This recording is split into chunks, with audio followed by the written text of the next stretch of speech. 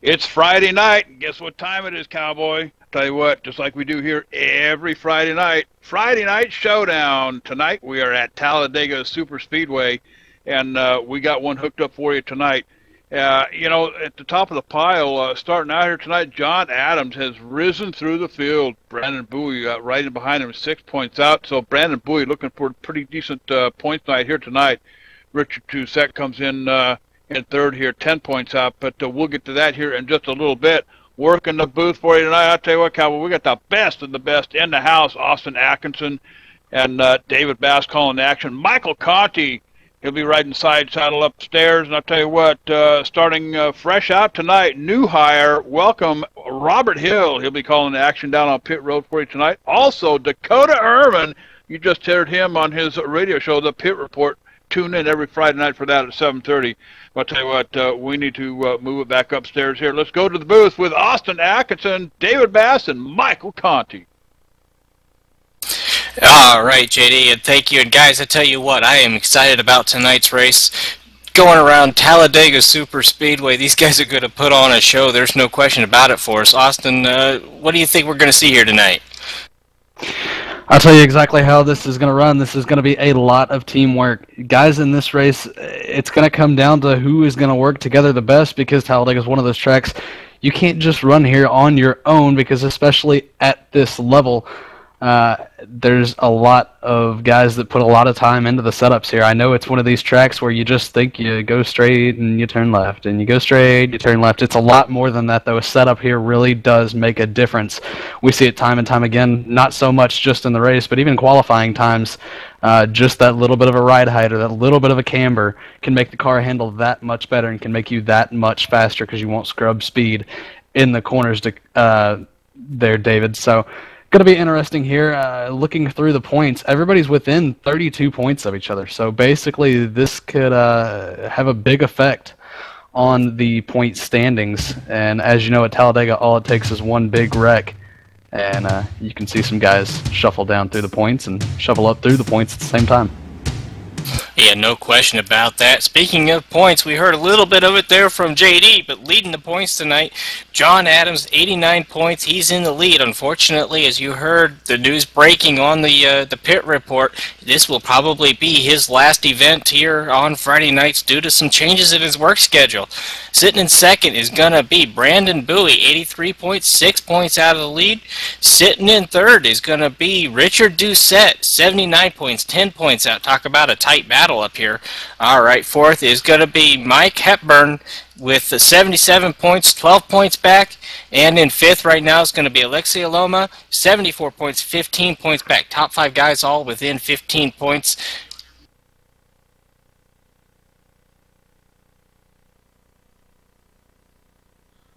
So quite an interesting field here tonight. I've been running actually quite a few races this week, Dakota, here in this B car, and I have to say, out of the A-Class Impala, the B-Class that we're here running tonight, and the truck, obviously the truck seems to be one of the faster. The B car is the slowest of the three, but I have to say it's probably the most fun to drive, in my opinion. Others have different thoughts behind that, but they're the easiest to basically, they're the easiest to stay connected with.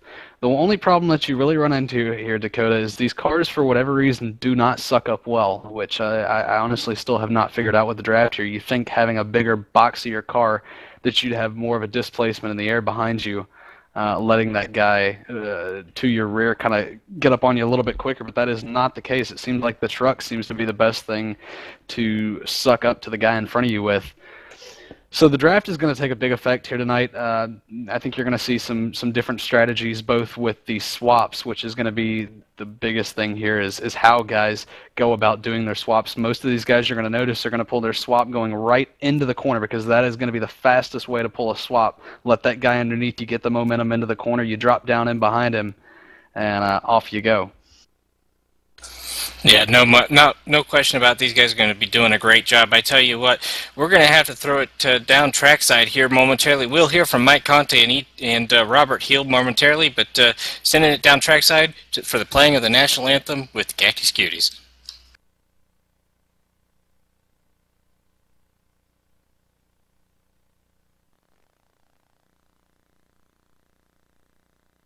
Oh, say, can you see by the dawn's early light what so proudly we hailed at the twilight's last gleaming, whose broad stripes and bright stars through the perilous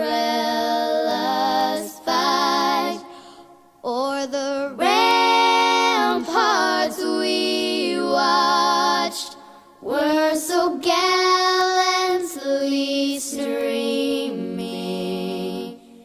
and the rocket's red glare, the bombs bursting in air, gave proof through the night that our flag was still there. Oh, say, does that star-spangled banner yet wave o'er the land of the free and the home of the brave?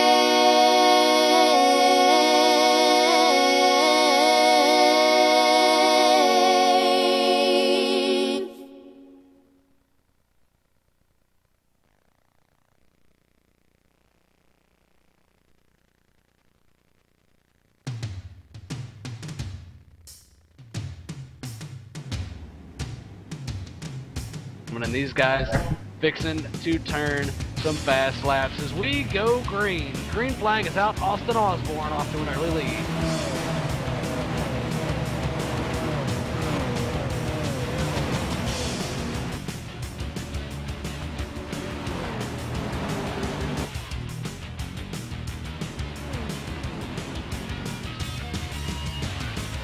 Once he backed up the corner just about 5-10 feet and get in a little harder.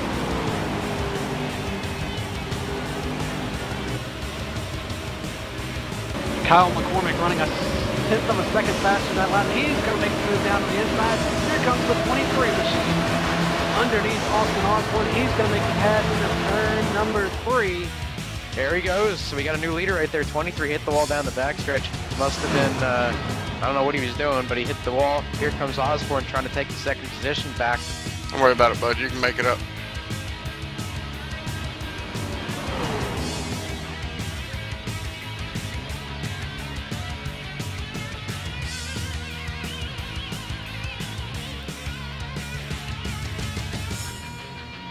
Were you speeding? Yeah, I thought that would have been a good mark in practice. Oh well. It looks like he locked up the rear tires. I don't. It looks like he was trying to get down the first gear possibly to blow himself up. He had plenty of time though.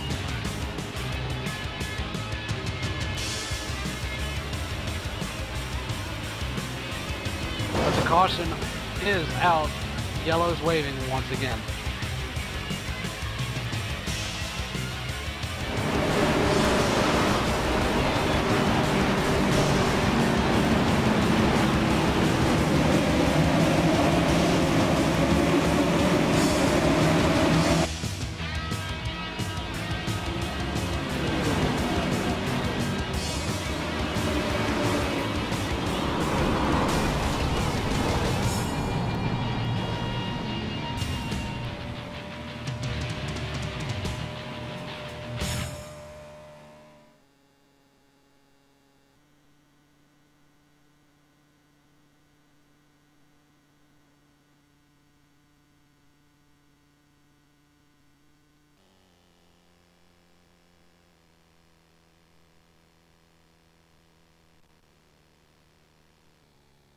All right, and great recap from last week by Chase, doing a great job for us there. But I tell you what, these guys on the grid already, getting ready to get this thing going. Things are always kind of tight getting in here there, Austin, but We're going to start up front on the pole tonight. Tom Moustakis with a 52.216 to sit on the pole. Outside of him in that number 20 is going to be Malik Ray.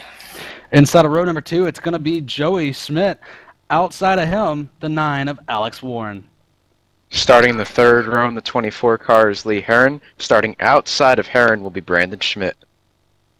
Row number 4, it's going to be Adam Gilliland. To his outside, David Cater. All right, starting in 9th is going to be the number 22 of Chad Coleman. And outside of him in 10th is going to be the number 18 of Peter Bennett. Starting in the 11th position, it's going to be the 27 machine of Carson Downs. And look who it is, Jared Crawford, starting in 12th. Starting in 13th place is Jason Karlovich, and outside of him, his teammate in the number 3, Tyler Hudson. All right, guys, points leader is going to be starting in 15th, the number 4 of John Adams. Outside of him in 16th is going to be the number 5 of Chad Lawton. Driving in Austin Atkinson's motorsports setup there, that's Alex Chambrone starting in the 17th position. 18th, going to be Devin Hall. Starting in 19th is Brandon Cattell. Starting outside of Cattell will be Brandon Bowie.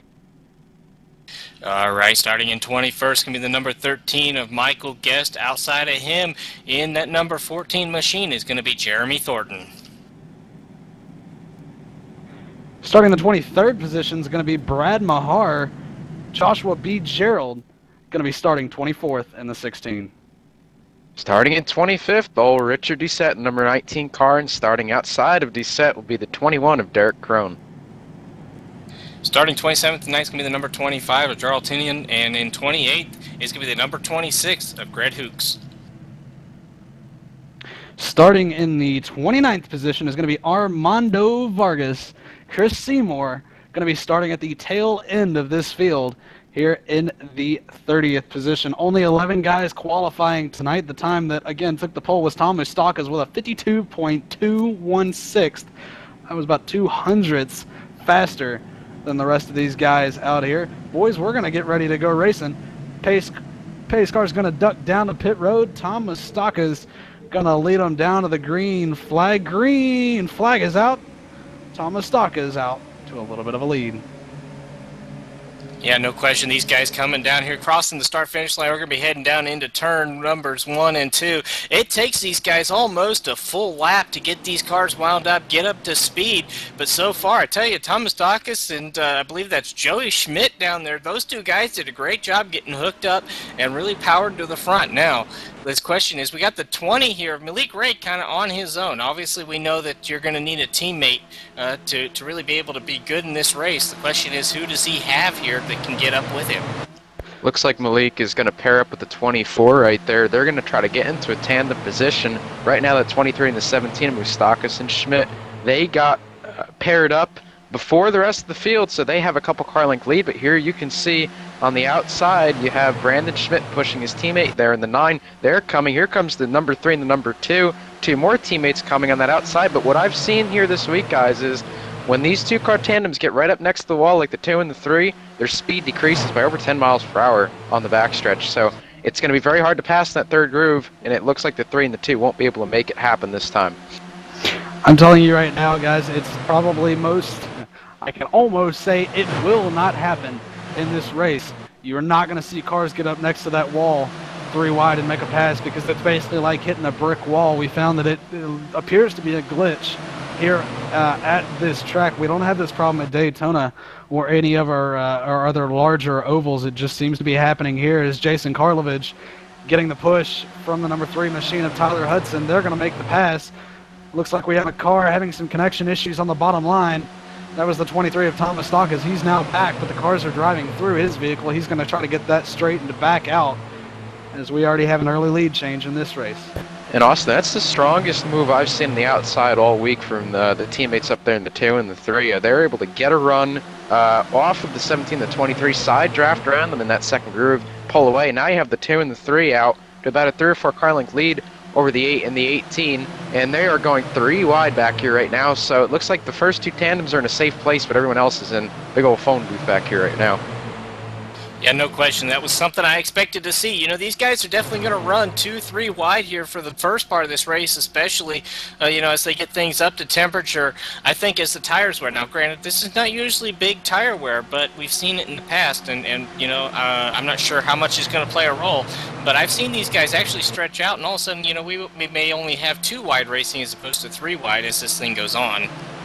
If you look up front right there, Austin and Dave, we have a swap, the 3 and the 2. Hudson goes around Karlovich. Obviously, Hudson was getting too hot. And you'll see these guys swap every couple laps because you do not swap and you're that trailing car. Your oil temperature starts to rise and your water temperature starts to rise. And if they get too hot, you will blow up. So these guys are going to have to swap quite a few times in this race. And getting that swap down is a big key, Austin. Back to what you were saying, David. Tire wear is not going to be an issue here tonight in this 60-lap event. You're not going to see any of these guys come down pit road and take tires unless maybe they spin out and flat spot them. But tires definitely not going to be an issue. Fuel might be another story. I believe you're probably going to see some of these guys start pitting anywhere from about, we'll say, lap 18, anywhere past that. But some of these guys might short pit. Others might think that we, well, hopefully get lucky for a caution a little bit later. And I say lucky. Lucky for the drivers. We want to see this thing go green because that's where we get the best racing action. And speaking of racing action, David, I think we've got something going on up front. Well, when aren't we going to have something going on up front? We've got a group that has joined our front leaders. The 8 and the 6 are right there. And I tell you what, there's a whole bunch of other guys that have caught up with them, too. I was watching a little closer towards the back of the package. Now we do see a little bit of a challenge by that 8 and the 6 on the outside line. They're going to try to see what they can do with this 3 and this number 2 machine. But as I was saying back in the pack, saw the 28 of David Cater was really teamed up with the 1 there a little while ago, and all of a sudden he just dropped way back, so I'm not sure what's going on. But up front, here we come. Here comes the 8, the 6, the 19, and the 16. All 4 of these guys lined up. Usually we don't see this. 4 cars lined up. Usually it's not faster than 2, but they have made it work, and they have gone to the front. That they have. And I'll tell you what, I watched Richard Doucette come up through the field as we're going to have a swap here. Now watch what happens to the 19, 3 wide. Right there. He starts losing speed. Now you're going to see these guys continue 3 wide. They're mixing it up. Here comes the 11 on the high side. The 11 gets up on the 16. And there's the 19 taking the lead. And 19 just made a great move off the top right there, but he had to swap with the 16, as Austin said. Now the 16 is going to drop down 2 grooves. He'll file in front of that 19 as Tyler Hudson blinks out of the server and warps. Here he is. He's back. You have to watch out for that tonight. That could cause a wreck. But the 8 and the 6 right there had to swap as they got out in front of this pack. And when they swapped, they stacked it all up, and now we have over 15 cars in this lead pack right now vying for this lead. And who said racing at Talladega was boring? JD said that. Remember, JD Webb. Remember that name. JD Webb. Meh. This is fun racing right here. This is prime time on ETV Live. Top Split V Racing, and right now, the 6 cars, the guy to beat, that's Alex Chambrone. I think I gave him my setup about 10 minutes ago, so that's basically my car winning the race. We'll just throw that out there. But he does have help from Adam Gilliland, a fellow teammate there. Those guys probably, at least from the strategy I gathered, was let's get to the front and stay there because, well, if you're up front, you got a lot less chance of getting caught up in a wreck. That's my theory, and I think that's theirs too. Definitely right there, and I'm looking back at David Cater right now in the 28 car. He's fallen back to a 2-car tandem pack that is a couple seconds off the lead, and he's all by himself. So we've got a swap up front right now. The 8 and the 6 are going up high right here. Here comes Gerald and Doucette back to the lead as they nose their way in front. Coming into the tri-oval, here comes Brandon Schmidt and Alex Warren. You have to remember the 8, the 6, the 9, and the 7, they're all teammates, so they're going to try to work together here tonight as much as they can. And having a big team like that really helps off at a place like this. And here comes Tyler Hudson. Thought about looking 3 wide there. He's just going to drive it under Alex Warren. Alex Warren just can't seem to get the momentum out on that high line. You wonder if those guys may know something that the rest of us don't, but from what I've seen this week, that high line just doesn't go anywhere. If you want to get somewhere, you're going to have to get to the low line, or you're going to have to make a pass. 3 wide through the middle is now the 15 of Brad Mahar, who started mid to rear of the pack, has worked his way up towards the front. He's going to get to the back bumper of the number 18 of Peter Bennett and try to hook up and go somewhere. I'm looking right now again to David Cater back here. This is what happens when you lose your partner, you lose the draft. Right now, David Cater running 185 miles per hour coming through the tribal. He is many seconds off the lead right there. Like I said, 185. Joshua Gerald up in front is running 195 miles per hour. So every lap, Cater's going to lose a couple seconds. And if we don't get a caution here soon, guys, he's going to end up going a lap down in this race, which would really hurt his night, as he's one of the contenders this season for the points championship.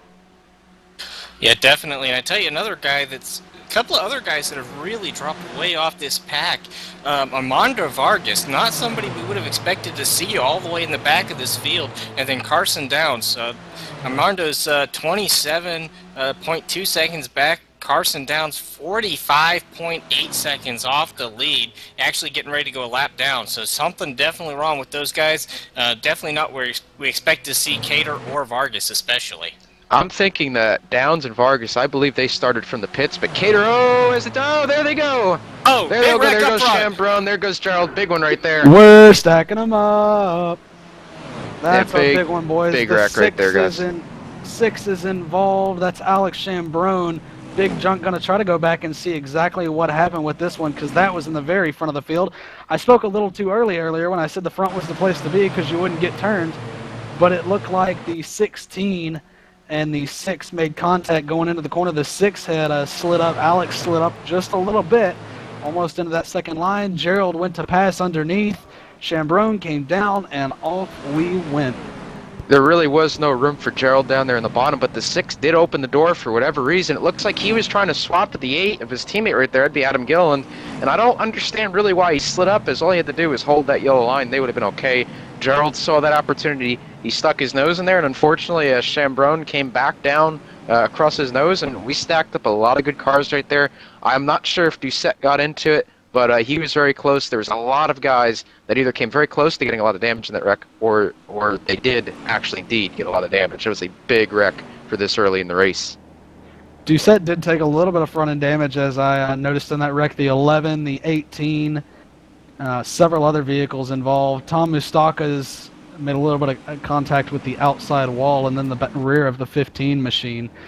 So several guys going to be involved in that one. That is going to take out several of the faster cars in this race. What I have to say, though, is that wreck is that's going to cause a little bit of temper between some guys there, because while I can see where Alex would be upset, I can see why Joshua would be upset. Alex slid up. Joshua had the room to go underneath there, but Alex is going to be upset because, well, Josh, why did you need to make the move that early? So a little bit of definitely going to be some conversation after this one, but that is going to bring out our first caution, David. Yeah, no question. These guys are all headed down pit road, and we get to send it on down to our pit road reporter for his first report. Bud, what you got down there? Brad Mayhor came down pit road a couple of seconds ago to get some repairs done to his number 15 machine. Lots of right side damage. They made a couple adjustments there to see if they could salvage a good race out of this. It's not looking good for Mayhar. Right there, Robert. Looks like Tyler Hudson, the 3, he locked up his rear tires and nosed it into the pit wall. Does he have a lot of damage down there? Can you see that? Tyler Hudson, he has a little bit of damage on his car. It doesn't look like it'll be something that will take him out of the race. His crew will do a good job to fix that car. Hopefully he can get back out there and be back up there with the lead pack. It looks like gas and go for most of the guys down here. There's a couple takers of 2 tires, and that's about it down here on pit road. Quick update on Richard Doucette. Richard Doucette does have a little bit of left front damage. It looks like they threw some bare bond on that machine. These guys are going to get these hot rods fixed up and get as much of this damage fixed as they can. And while they do that, we're going to take a quick commercial break. Don't go away here on ATV Live.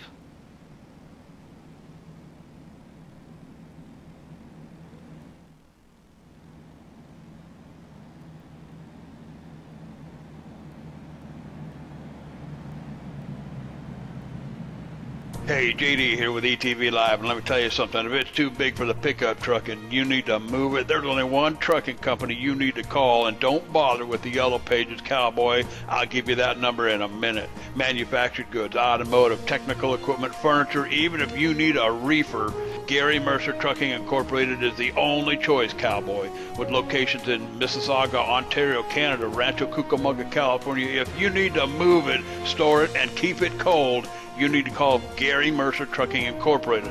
Long haul, short haul, or just across town, Gary Mercer has the best trained and qualified drivers to get your load from point A to point B with professionalism and on time. So remember, Hoss, if it don't fit in a pickup truck, you're going to need a real truck, cowboy. Sponsors of ETV Live's Friday Night Showdown, Gary Mercer Trucking Incorporated, 1-800-668-2980.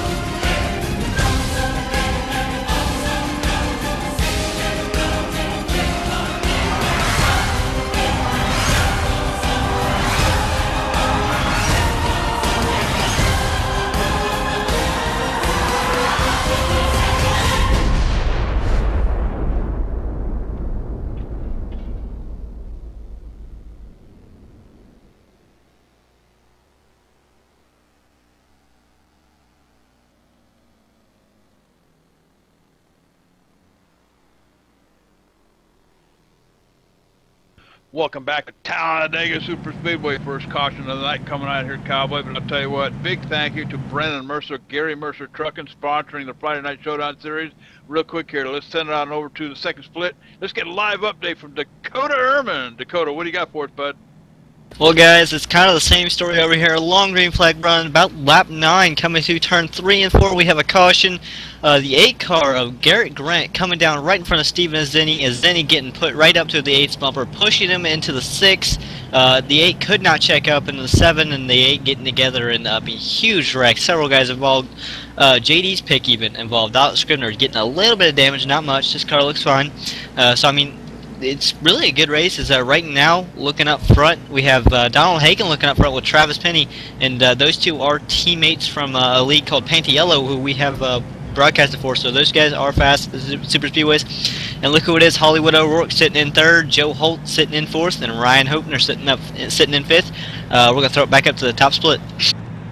All right, tell you what, good action happening over there. Second split update live from Dakota Ehrman. Let's go back up to the booth.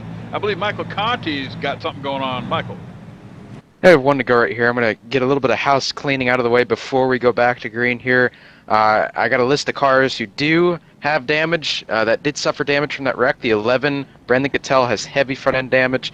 The 16 of Josh Gerald has damage all over that race car. He got hit from every which angle that you could think of. Brad Mayhar was also involved. The 19 of Rich Doucette has a little bit of left front damage. That shouldn't be too bad, though. The 24 Lee Heron has some damage as well. And the 23 of Tom Moustakis has a little bit of front end damage. Not too bad, though. He should be just as good as Doucette should be when we get back on here. But, guys, that looked like a lot bigger wreck than it ended up being, Dave. Yeah, it sure did, and for something that happened up front, that was an amazing job by all of these guys to get around it without too much damage. You know, when you got the guy in the lead basically getting turned, you know, usually you end up with most of the field involved. So, you know, to have that handful of drivers get some damage, everybody else skated through completely clean. Great driving, good, great hands as these guys are coming through turns 3 and 4. They're going to be getting ready to take the green flag again, and I think we're going to see some more craziness here on this next restart. Want to give you a quick rundown of the top 10. Joey Schmidt, Jeremy Thornton, Jason Karlovich, Alex Warren up in the top 5, Chad Lawton in the top 5, Malik Ray 6th, 7th is Richard Doucette, a little bit of left front damage, Brandon Schmidt, Jared Crawford, and Devon Hall, your top 10 pace cars down pit road. Joey Schmidt going to lead them to the green flag. He's on the throttle. Here we go, back to green flag racing, coming to lap 16 of 60. Yeah, and he immediately slides up high and grabs that 14 of Jeremy Thornton. I got to think these two guys are probably teammates, and somebody can confirm that for me. Those two guys did a great job on that restart, timed that beautifully, and they're down and away through 1 and 2 by often alone by themselves out there as the rest of this field is trying to get teamed up with their partners. Looks like the 20 and the 9 right now. That 9 would be Alex Warren right there, being pushed by the 20 of Malik Ray. Remember, Malik Ray was our Daytona winner last season, so he definitely knows how to work the draft at these plate tracks. As you can see right now, the 9 and the 20 are inching up on the 14 and the 17. They can sniff that side draft. It's now the 5 and the 2.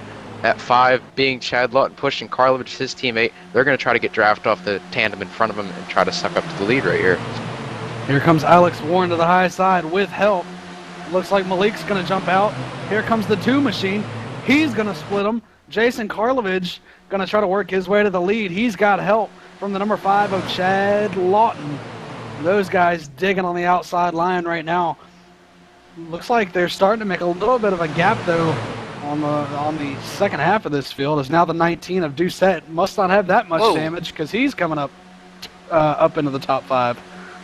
Yeah, guys, I'm watching back here, and Malik Ray right now is trying to find a partner, and I just saw him dart from the outside line all the way to the bottom on the backstretch there, and actually kind of caused one of the guys behind him to shoot down onto the apron there a little bit, trying to do something. But overall, doing a great job.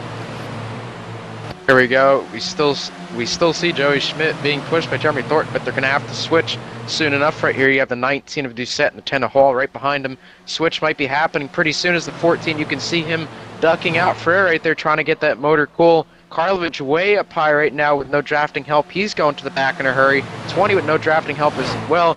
Here, now you can see Karlovich getting help from his teammate Crawford, so teammates really paying off right now as Doucette looks to make a move on the outside for the lead going down the backstretch. Karlovich and Crawford have hooked up on the outside line towards the back of this pack. I tell you what, if those guys can stay hooked up and can work their way up, those two could be contenders for this win. They are both pro / DWC. They may just be pro. I may have to make a clarification on that. I know JK has been in several DWC races, as has Crawford there. Those are two really fast cars with a lot of experience under those belts, so expect those guys to try to dig up front. And now you can see Cater, who was 10 seconds off the lead pack when we had that caution. Now he's in the thick of things up in the top 10 again. You can just see how the things can switch back and forth here on a restrictor plate track. But here we go. New leader, the 5 of Lawton, is coming to the front right now with help from that 20 still, Malik Ray. So Malik looks like he's really able to push these guys out to the front. That's the second or third person I've seen Malik push to the front this race. Is now Joey Schmidt and Jeremy Thornton are going to peel off for a pit stop. This might be their final pit stop right here, guys. That's good. I apologize, David. I was just going to say they can make it on fuel from this point out. They don't have to worry about tires, but they can make it on fuel, David. Yeah, no question. And let's go, as we're watching the action on track, Robert, what are you seeing them guys doing down there?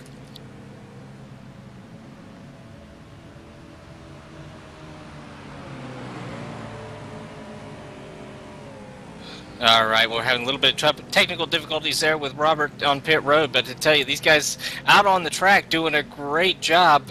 We had talked about in our pre-race meeting about whether or not these guys might come down here around lap 20, knowing the fact that they could make it all the way. As here we come with Malik Ray now coming down here by himself. Malik Ray on pit road by himself. Yeah, that's not what he wanted to happen. You really need a drafting partner to come in with you looked like Lawton was going to peel off with him, but at the last minute decided not to. Now Lawton's hooked up with his teammates of Karlovic and Crawford, which I think is really where he wants to be. That's a tough break for Ray, as he's going to have no one to draft with. He's going to be way off the pace when he comes back out of pit road.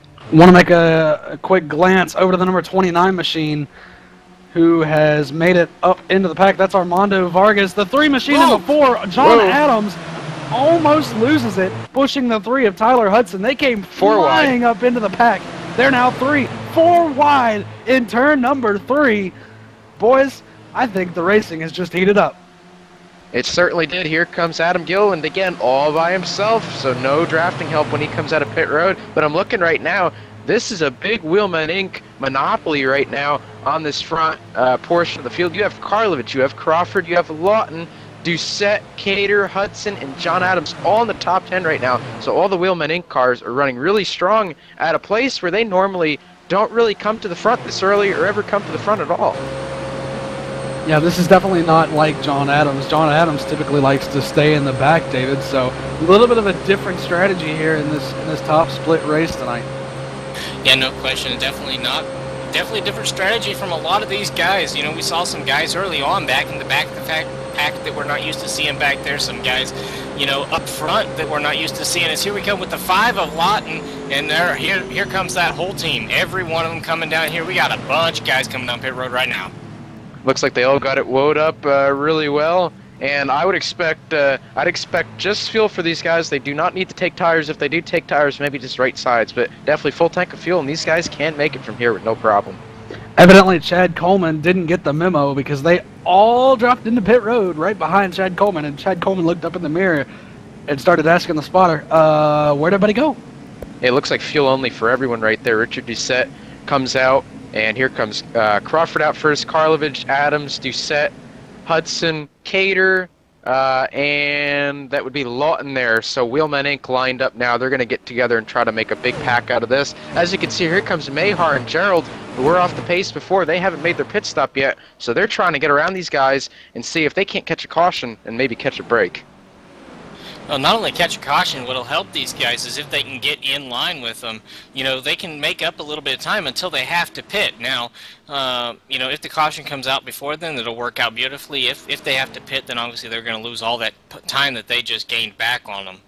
And here you can see the 17 is Schmidt and Thornton. They're making a swap. Remember, those were the first 2 guys that come down pit road on lap 19. They cycled back around to be the 5th and 6th place car when everything cycles back around when Chad Coleman makes his pit stop. In the rest of the top, looking here, it looks like a couple more guys have to pit. Derek Crone is all by himself right now in the lead with no help. He's way off the pace, and he's losing a lot of time right now, along with Carson Downs. But starting back with Alex Warren, Chad Coleman, as they come out of pit roads, there's only 2 people that have to pit right now. But guys, like I said, they're losing so much time by being by themselves, and I think Derek Crone must have heard me, guys, as he's pitting right now for fuel. Want to make a quick mention. John Adams is your point leader. We mentioned that Brandon Bowie was only 6 points back, but I do not believe that Brandon Bowie Brandon Bowie is in this race. I do apologize. So the drivers that basically he needs to finish ahead of in this race would be Brandon Bowie. I also believe that it would come down to David Cater and a few others. So John Adams isn't actually racing the majority of the people who are rather close to him in the point standings. He's only got a handful of guys that he needs to finish ahead of to stay where he's at in points. Yeah, it's definitely a little bit of weight off of Adams' shoulders here tonight. He knows that he doesn't have to beat 15 people to keep points. He only has to beat 5 or 6. So that's going to work out good for him. Maybe he'll have a little bit more of a, you know, winning strategy right now. As we can see, he's trying to come to the front real early and not really play it off in the back like we would normally see him do. But right now it looks like your top 7, or top 8, top 8, excuse me, have separated themselves from the pack right now. And as they separate themselves, guys, a lot of racing going on in the second pack, and they're really slowing each other up by doing that.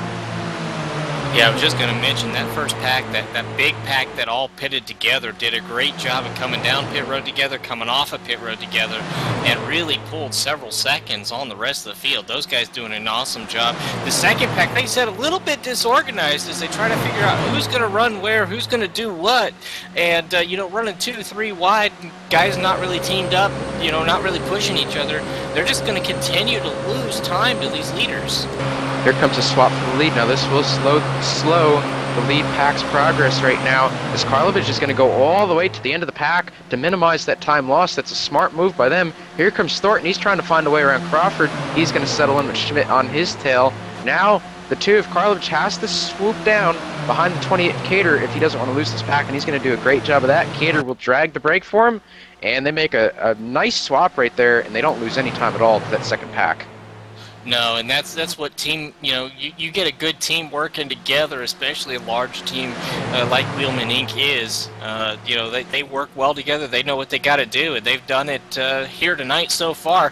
You know, we're only 27 out of 60 laps into this race, getting actually close to halfway.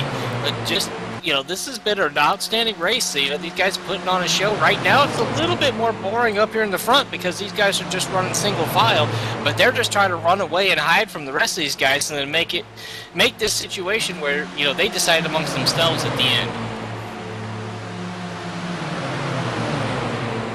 Yeah, so right now these guys basically single file, and well, this is pretty much the fastest way.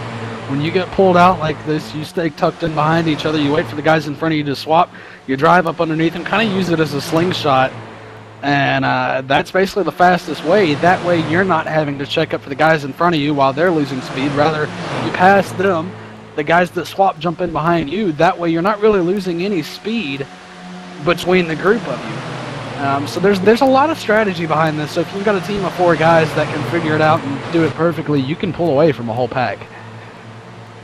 You certainly can, as we've seen here, Dave. Now we have another swap for the lead. Crawford's going to drop to the back like Karlovich did. And again, they are not losing any time to that second pack. Their last lap, Karlovich's last lap was a 48.8. Back here the pack, Brandon Schmidt, who is leading that pack, was at a 48.89. They're not losing any time at all. They actually might be pulling away still. So this first pack is really in control. And if they don't start racing, it'll be those first 8 cars that'll be battling for the win here in about 30 laps. As we have 4 wide in the back of the pack right here. These guys are trying to make successful swaps, but it's getting really antsy as we got one on the apron right here. So these guys really need to get single file if they don't want to keep losing time like they are. Yeah, and it's just going to continue to lose time. They're up to over 4 seconds behind. You know, and I'm sure these guys are paying attention to the clock as well. They know they have got to find a way to make up time on the leaders. And the only way they're going to do that is if they get single file and start helping each other. And I'm just not seeing that. Nobody seems willing to help each other in this second pack back here. Yeah, and that's what's hard about this is not everybody's going to be willing to cooperate with you. There's always going to be that guy that thinks that he has to lead the pack because he's just that much faster than everybody else. Well, or so he thinks. And one guy that's not faster than everybody else is Joshua B. Gerald, whose car, well, let's just say it's an absolute dog mess up there as the leaders had just passed him. He was involved in that earlier wreck to bring out the one and only caution we've had in this race. We are now on lap 30. We are going to send it to break. When we come back, we'll give you an update on the second split. Don't go away.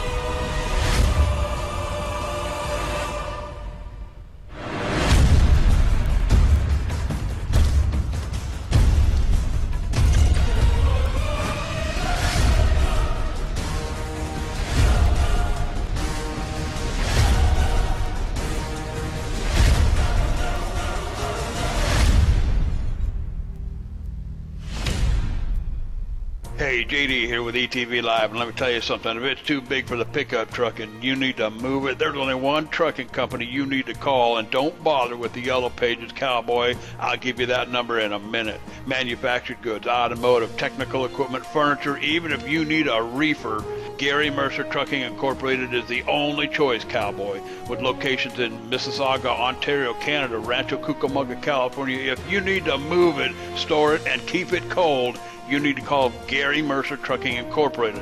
Long haul, short haul, or just across town, Gary Mercer has the best trained and qualified drivers to get your load from point A to point B with professionalism and on time. So remember, Hoss, if it don't fit in a pickup truck, you're going to need a real truck, cowboy. Sponsors of ETV Live's Friday Night Showdown, Gary Mercer Trucking Incorporated, 1-800-668-2980. Welcome back to Talladega Super Speedway Friday Night Showdown. I'll tell you what, cowboy. Richard Doucette out in front right now with John Adams. Chad Lawton holding down the fourth. David Cater's worked himself up to the front row.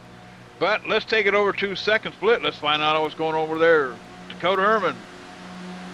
JD, if you do remember back when we used to do the VSR Super Speedway Series, one of the most competitive guys week in and week out is currently leading this race. Joe Thompson on top of the board right now with Fabien De Jong right behind him in the number 6 car. Nick Saunter sitting third and Matt Spangler sitting fourth.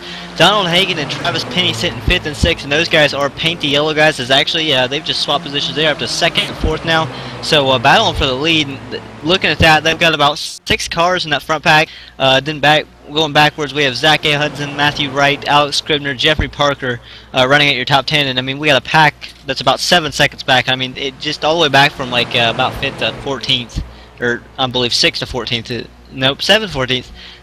Had to correct myself there. Is about 7 seconds back, and then we have several groups even further back. We had a big pile up, like I said earlier, and just kind of watching this middle pack, trying to run these guys down. I don't think they're working together as well as they could be. So right now it's just a race of these guys trying to run each other down, and the guys up front just battling it out without a problem in the world. Outstanding. Dakota Herman over there at second split via satellite right here live on ETV Live, and you saw it first here, cowboy. But I'll tell you what, a lot of action happening up here in the top split. 35 laps in the book. Let's not forget Alan Etwood watching here tonight. Jerry, Justin Brooks in the house. Tuba Loki, something or other 96 over there in the chat room. Yanks tuning in tonight. So glad you folks are along watching the action here tonight. And I'll tell you what, you can catch the ETV Live races now on the ETV Live Radio, sponsored and supported by HD Radio Network, cowboy. Get us on iTunes. Just type in ETV Live. It'll take you right to it. So all of our broadcasts now being featured on the ETV Live Radio. Get the TuneIn app. Get it on your phone. If you're going home from work, tune in and listen to the race. Let's take it back up to the booth to David Bass and the whole crew. All right, thank you, JD, and great update from the second split. These guys doing a great job down there, and these guys doing a great job up here. We're continuing to see that leader swap amongst this top 8 drivers like we've seen here the last several laps. Once the guy in second starts to get warm, the leader ducks out, drops to the back, and lets that guy get some cool air and just continue to swap. We've now got a little over 6 seconds on that second split, Austin. Definitely some kind of interesting stuff going on here. Yeah, it is definitely interesting to see how far these guys have pulled out.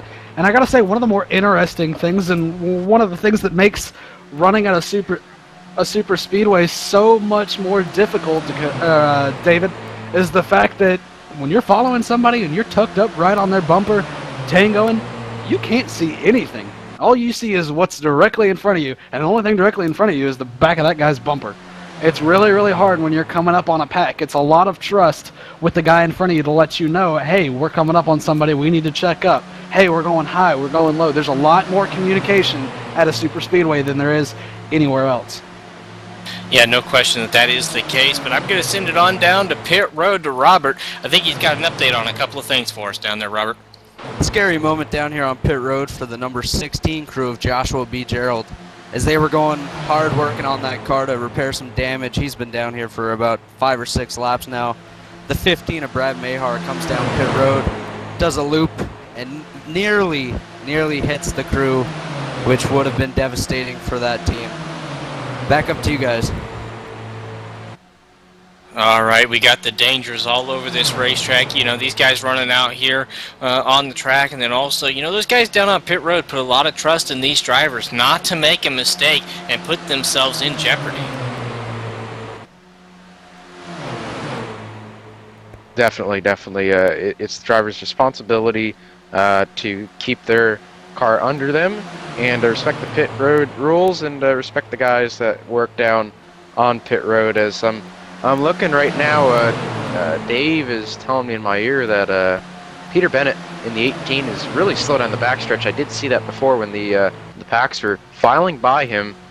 It sounds like the motor's off. With all that damage, guys, he might have overheated it and finally blown up. Something interesting I'm noticing with this lead pack, and I don't know if you caught on to this yet, David, but these guys that are known to be teammates, the guys that have been racing together throughout this race, for instance, Jason Karlovich and the one machine of Jared Crawford, these guys have split up.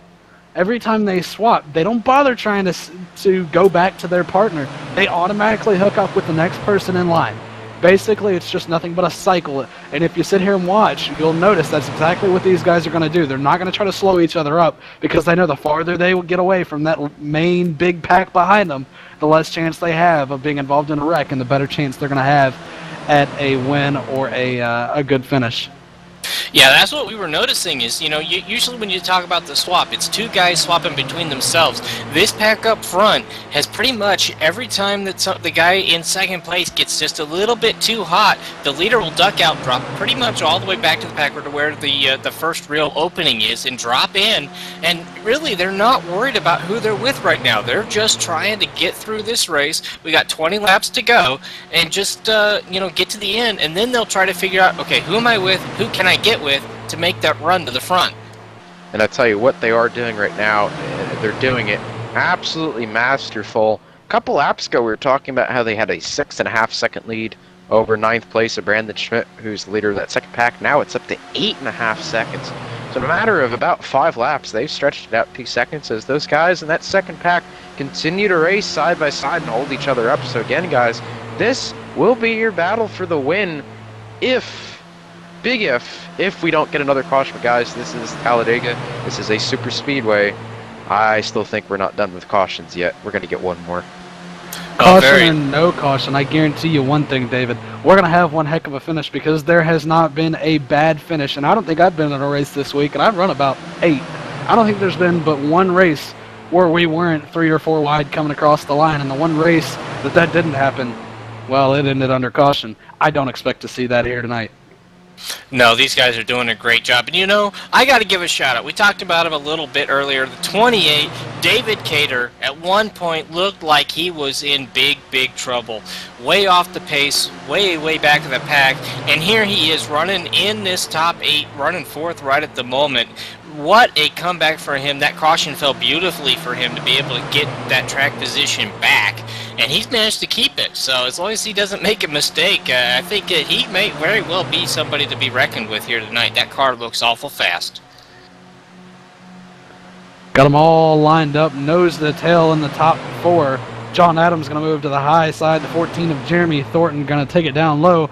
And if you watch Adams here, Adams is going to keep dropping back. He's going to keep dropping back. His spotter's telling him, all right, you got a hole coming up behind the 5.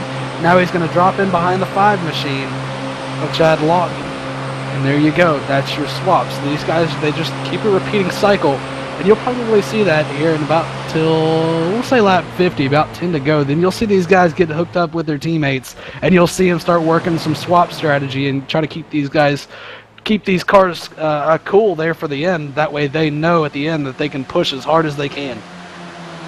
Guys, I mean, I just keep looking at this. 3 laps, 2 more seconds that this lead pack has gained on that second pack, guys. 10.5 seconds back to Jarl Tien in the 25 car, who's leading that pack right now. These guys are just putting on a clinic up here on how to stay in line, swap, and not lose any time, Austin. This is really a great display of what restrictor plate racing is all about when it comes to strategy. Yeah, and I'm watching this second pack back here, guys, and they're kind of disorganized. They got a lot of space between themselves. They're not really all that close together. But when you see the front guy kind of duck out, all of a sudden you'll see the second place guy who they've been working with slide up with him, and all of a sudden you got a big pack going double file, as opposed to a group working together running single file. Definitely you're seeing the difference between guys that have worked together, that know how this is done, know how to get a gap, know how to get out front, as opposed to guys that aren't used to working with each other, probably don't have any way of really communicating with each other and figuring out how to make this work. Because right now, I know there's some guys in this second pack that are absolutely kicking themselves for being in this situation. Tyler Hudson comes to mind, Brandon Bowie also, is in this second pack. He's not going to be happy with where they're at, and they know that with these guys doing what they're doing right now, there is no way that they can catch those leaders. Well, and the bottom line is, these leaders are running anywhere from 195 up, and the guys back there in that big second pack, they're running, maybe 190, 191, so a lot slower speeds back there, just because those guys are being racy with each other, which I guess once you get back to 9 or 10 seconds, there's no point in trying to catch the leaders anymore, because it's just not going to happen. You don't have the time. The only chance you've got is obviously if that yellow comes out, which anything can happen, so I'm not going to sit here and tell you it won't. But these guys up front right now, they're just running their own race. And these guys up front are going to continue to do what they're doing right now until, like we've said, maybe 10 to go, maybe 9, 8 laps to go. Then they're going to start getting 3 or 4 wide, and they will start to slow each other up as they're going to lap Cattell right here. They will start to slow each other up, but by that point, like we've all said, it will be too late for that second pack, who's going to continue to try to race each other as these guys are racing each other. So right now the second pack is pretty much done. I mean, realistically, they are done. They're battling for a 9th place finish. Battling for 9th place finish at best right now. Oh, there goes Karlovich. Karlovich is going to save it right there. Looks like him and Thornton got together, but that's going to take one car out of the pack right there. That's going to slow them up a little bit and kind of hurt their progress. Yeah, and the problem for Karlovich, I don't think he's going to be able to get up to speed quick enough. No, he isn't. To avoid missing this second pack. Yeah, Karlovich is really in trouble right now, guys. What happened there was, I don't know what Karlovich was thinking. Karlovich just flat and never let up. Slammed into the back of, I believe it was Thornton there. He could have went under him, I guess. I don't know. I'm calling it how I see it. And how I saw it was JK never checked up. Ran flat into the back of Thornton. There ain't nobody to blame for that one but yourself. Well, it's very hard to check up when you've got someone pushing you 5 miles per hour quicker than the guy in front of you, and they don't check up. So I don't know what Jason could have done right there, except for slamming the brakes and have the 17 knock him into the inside wall. So it's just, again, like we said, you can't see when you're pushing someone. Schmidt obviously couldn't see that Karlovich was approaching the Thornton car that quickly, and unfortunately, Karlovich just got really screwed out of a chance to win at this point. Yeah, I tell you, it was really a good job by Karlovich to save that car, to keep from really wrecking it hard. And, he did a good job. But I tell you, he did look like he got that car back up to speed, and he may be able to merge in with this second group. But that's not going to do him any good. This second group's not doing anything to get up towards the front. And, unless a caution comes out, you're right. He's done. He doesn't stand a chance. Here's his saving grace right now, Dave. That car right behind that yellow and black car, that is his teammate, his lost teammate of Tyler Hudson right there. So these guys will be able to work together and try to salvage something. Hudson is not happy that he's stuck back there in that second pack right now, but I think Karlovich and the 3 will be able to hook up and make some time on these guys that are about a half a second ahead of him at this point.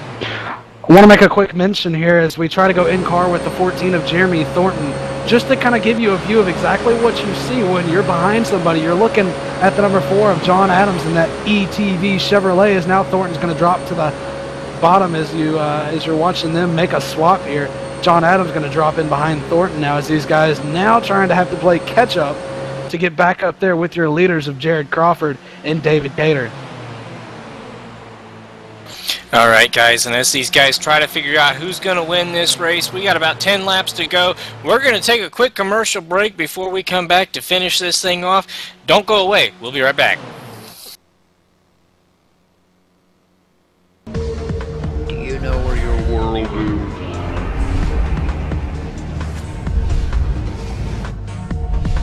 I think I found it.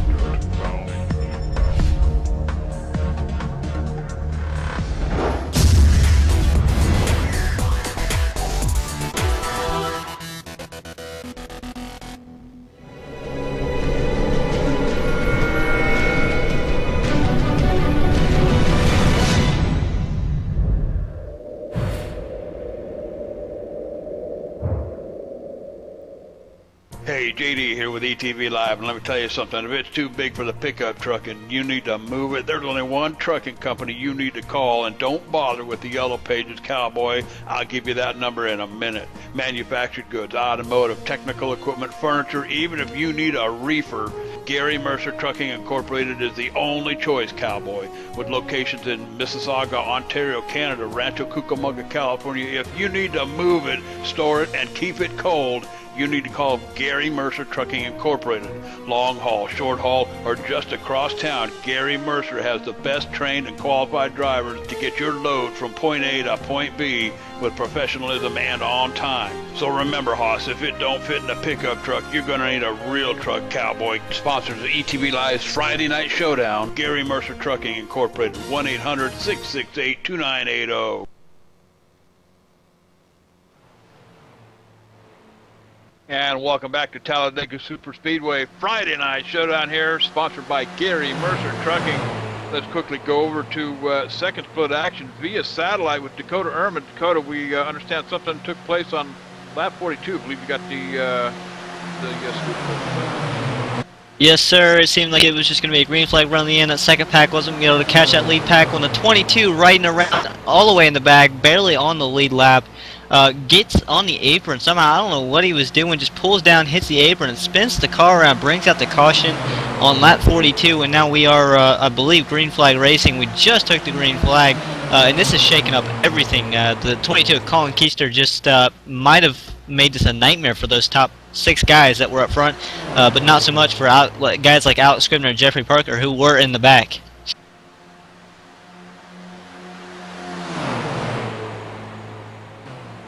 So there's your update from Dakota with the second split. Currently your leader here in top split is the number 5 of Chad Lawton, getting a push from Jared Crawford.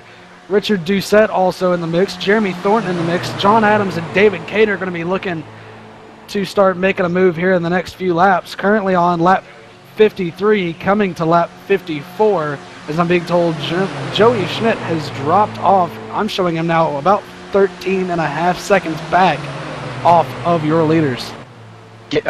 Right there, Joey Schmidt did drop back, guys, and Karlovic got pushed into Joey Schmidt, kind of similar to how I saw the first deal happen, and Joey started getting a little bit heated over the radio communication of Karlovic, and they went back and forth a couple times. So not a very happy couple guys right there. The guy in number 2 and the guy in number 17, they are not too pleased with each other right now. So you know, they're a couple car lengths away from each other right now, a couple cars in between them, but if they get back to each other, we might not be done yet as the 22 gets set into the infield. He saves it. Nice save by the 22 right there.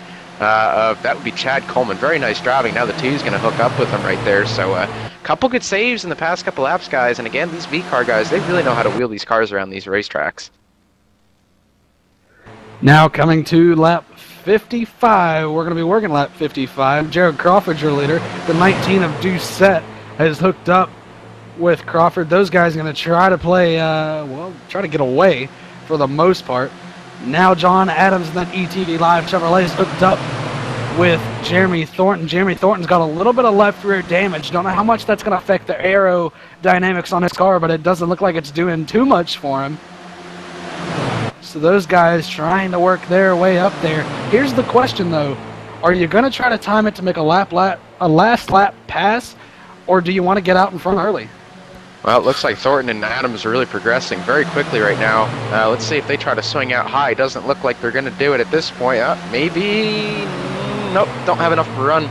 But that last lap pass, that's really hard to set up with this car, and we talked about it before the race. The suck-up is very inconsistent with this car, so I think it'd really be hard to try to time something that perfectly. But I'd say with a couple laps to go, we might see our final lead change, or maybe not. You know, you just don't know with these kind of races, guys. You just never know what's going to happen at Talladega or Daytona. Yeah, right now, guys, I gotta believe these guys are starting to position themselves with the teammates that they want to be working with as this race comes down to it. We got 5 laps to go, and you're starting to see these guys, as opposed to working as one nice cohesive unit, you're starting to see them break up into, you know, into the tandem stuff that we're used to seeing at the end of these races. And I'm just curious to see who's going to make the right move win, who's going to work with who. As you know, it's kind of hard to determine who's really working with each other at this point. I think the 14 and the 19 are pretty much the only set pair that I've really seen out here pretty much all night long. I can't say I agree with you on that one maybe as far as all night long, but it appears, maybe I'm miscalling this, but it appears Jared Crawford is holding Cater back because Crawford's trying to keep clean air coming through that machine. He's slowing that machine up. He's at 187, 188 right now behind John Adams. I'm willing to say he's going to hook with John Adams and try to make a lap last or a last 2-lap pass as here comes Cater to the outside. That just kind of shows you a single car is going that fast up on the outside line. It tells you how fast these guys in the low line are going. So now it looks like Chad Lawton's going to follow Cater to the outside. I think we've got our pairs figured out, gentlemen. It seems like you really don't want to start swapping now, Dave. No, definitely not. If you've got anything left, you're going to just, you know, the guy that's in front of your pair, he's the guy that's going to finish, you know, cross the finish line first as well. We got 19 slides way up. Wow. Those guys managed to save it. Whoa, man, they managed to save that. I don't know how they did it, but that was close. As Cater now is trying to figure out, okay, now what do I do with this? Hey, Richard Doucette, car high, buddy. Car high. Yeah, just a lot of steam by the 28 right there, and 19 came up there, and Cater wasn't going to lift, so he just nailed him, and lucky for Doucette, I guess, that he didn't get sent around right there. But now you got a 3-car train of wheelmen up here, Wheelmen Inc., that is, and Doucette's starting to fall off this pack. He's got to really put his foot on the floor right here, or else he's going to lose this lead pack. I think he might have lost the guys. Doucette might be out of this thing.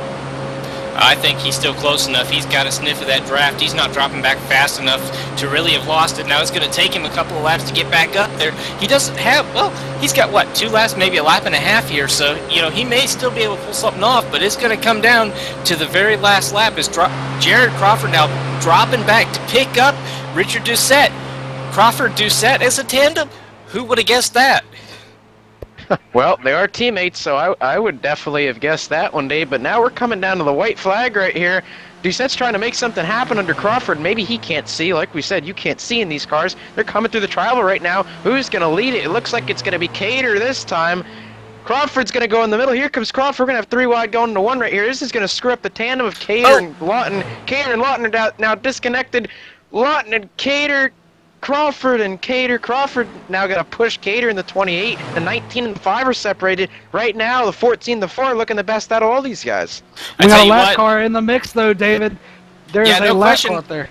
I saw that. He could be a big issue here, but I tell you, I think that David Cater jumping in front of Jared Crawford may have just made the winning move, provided this lap car doesn't cause him problems, because they do have that outside line here. But guess what, guys? Cater's we're coming down to the white, coming down Cater's to the green. Get close to him. Coming down the checkered flag. I don't think they're going to be able to do it, but we've seen some crazier stuff on this last lap, knowing that they're coming through the tri-oval. Oh, no, he didn't need to do that. Oh! Who got second place, though? They were turned sideways. Cater's going to take second over John Adams, and it wasn't by much. And Thornton is their winner tonight, guys. Jeremy Thornton. Wow. No one predicted that one, but Jeremy Thornton with a wrecked race car right here. I don't know if he can do burnouts or not with that thing, but he won that thing as those guys wrecked for second place. Unbelievable. Great finish by these guys tonight. Wow. So what a finish we had here. Wow.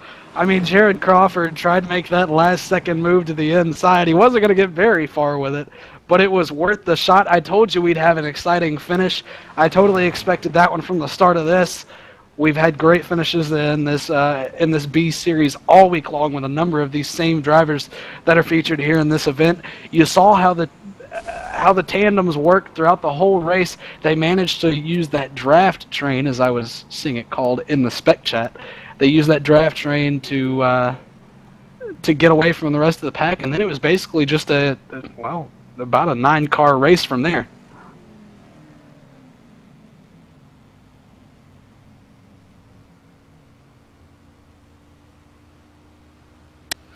Yeah, I tell you, definitely a great race tonight. Jeremy Thornton, your winner. David Cater finishing second. John Adams in third place. We're going to go ahead and send it on over to our second split with Dakota Ehrman. What you got going on over there, buddy?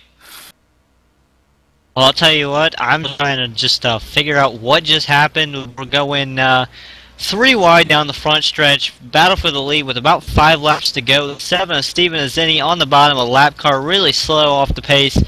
They go 4 wide trying to go around him, and I don't know, it looks like EJ O'Rourke kind of pinching down a little bit and collecting 1 car, bouncing up off of him and taking out Jeffrey Parker, Alex Scrivener, several other guys that just got collected and destroyed.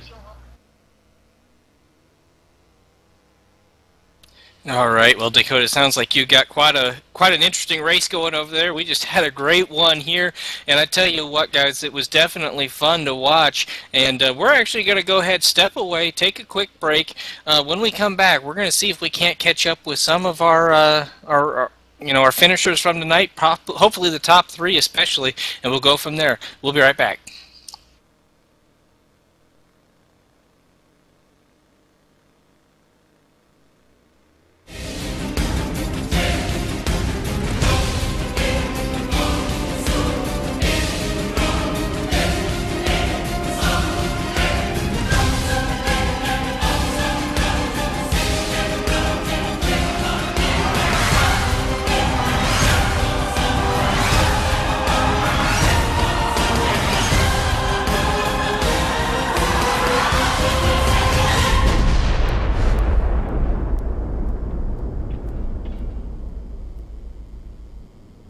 Hey, JD here with ETV Live, and let me tell you something. If it's too big for the pickup truck and you need to move it, there's only one trucking company you need to call, and don't bother with the Yellow Pages, cowboy. I'll give you that number in a minute. Manufactured goods, automotive, technical equipment, furniture, even if you need a reefer, Gary Mercer Trucking Incorporated is the only choice, cowboy. With locations in Mississauga, Ontario, Canada, Rancho Cucamonga, California, if you need to move it, store it, and keep it cold, you need to call Gary Mercer Trucking Incorporated.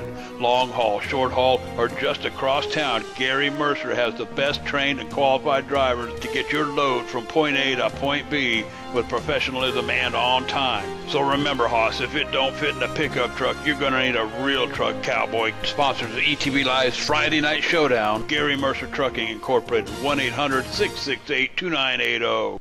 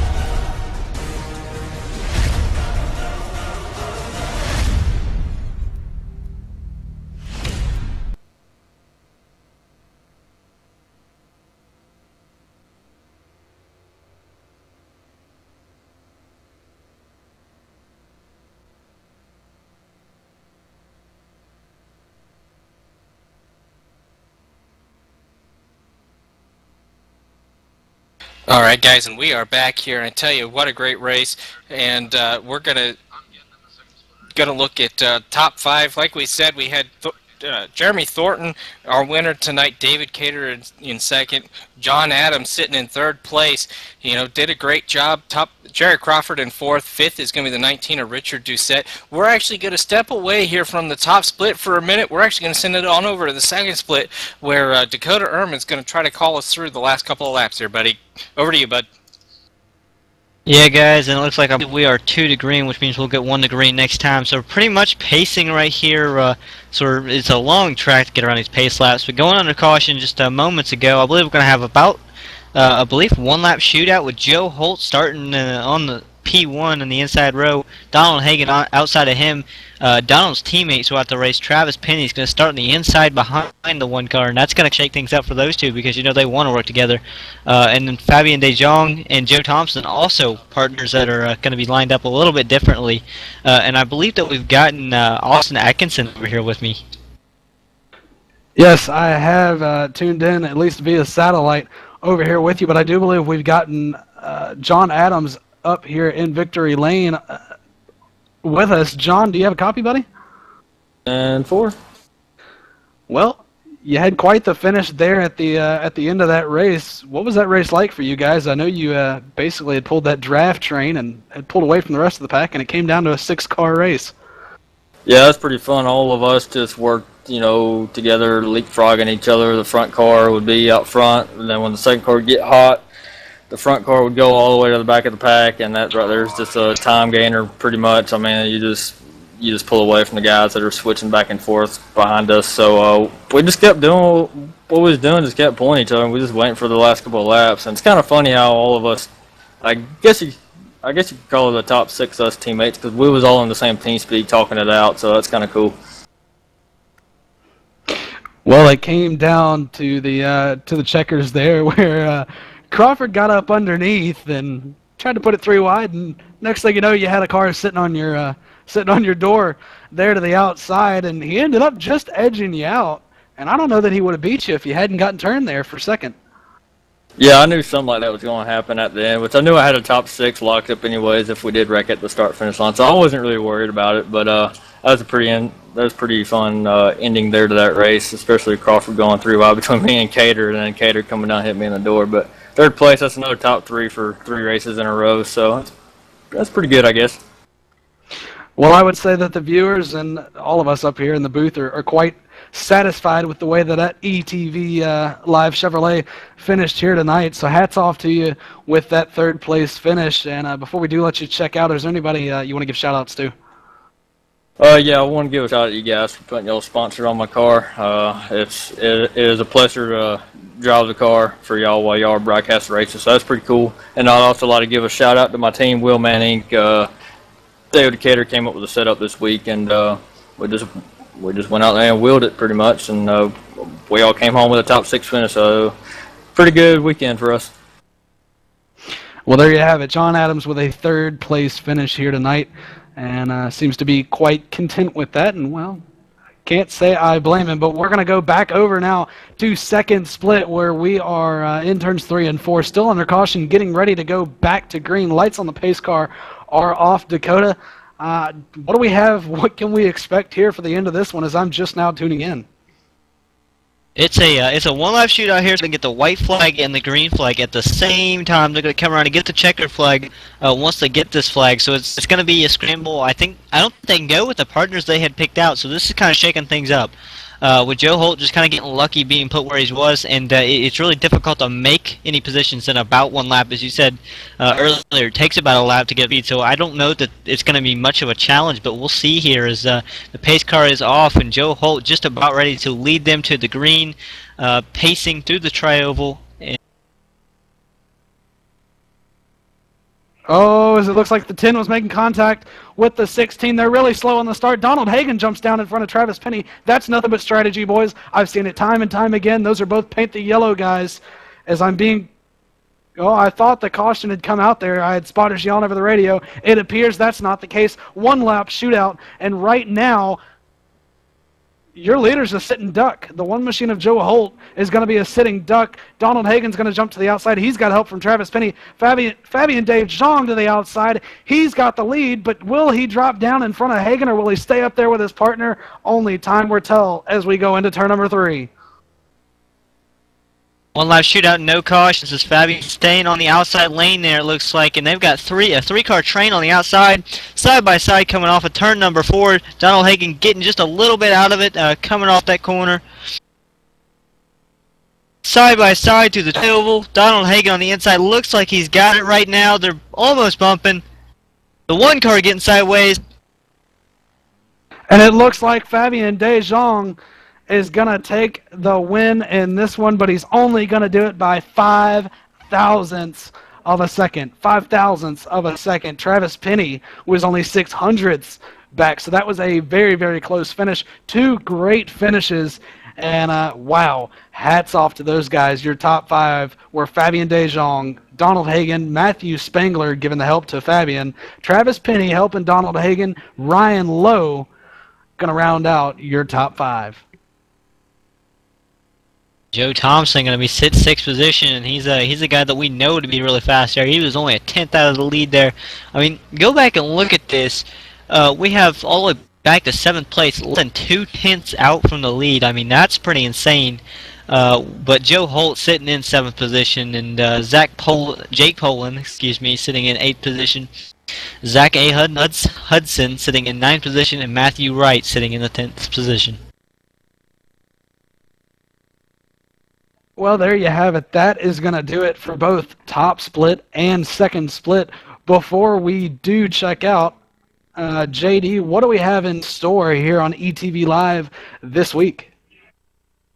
Well, I'll tell you what, Cowboy, what a night in Talladega tonight. And, of course, you saw it live here first and only here on ETV Live. Second split coverage brought to you by Dakota Ehrman via satellite.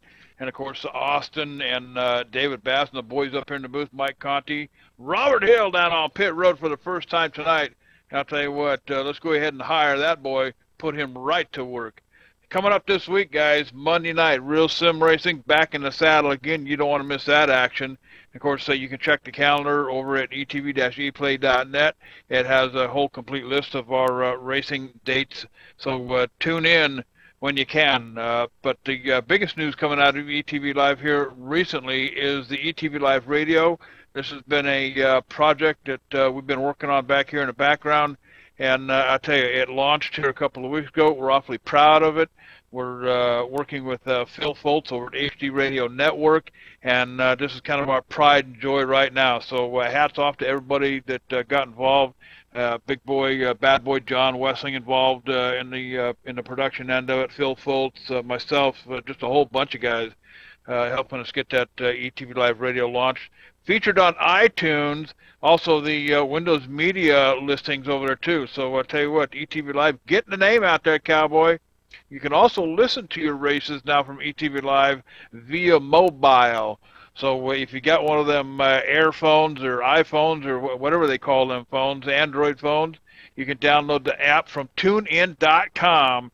Go down all the way down to the bottom of the page where it says Apps Mobile. Get the app, get it on your phone, and listen in. So I'll tell you what, a whole lot more content coming our way.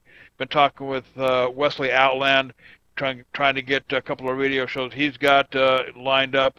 And, of course, the Open Paddock guys, Sean Peachin, and the boys with Open Paddock Live on the radio as well. So a lot happening here at ETV Live. It's your only choice, Cowboy. So for all the boys up here in the booth, Austin Atkinson, Dakota Ehrman, David Bass, Michael Conti, Robert Hill, and, of course, Magic Fingers, the man that makes it all happen right here on ETV Live, John Wessling. We'll catch you next time.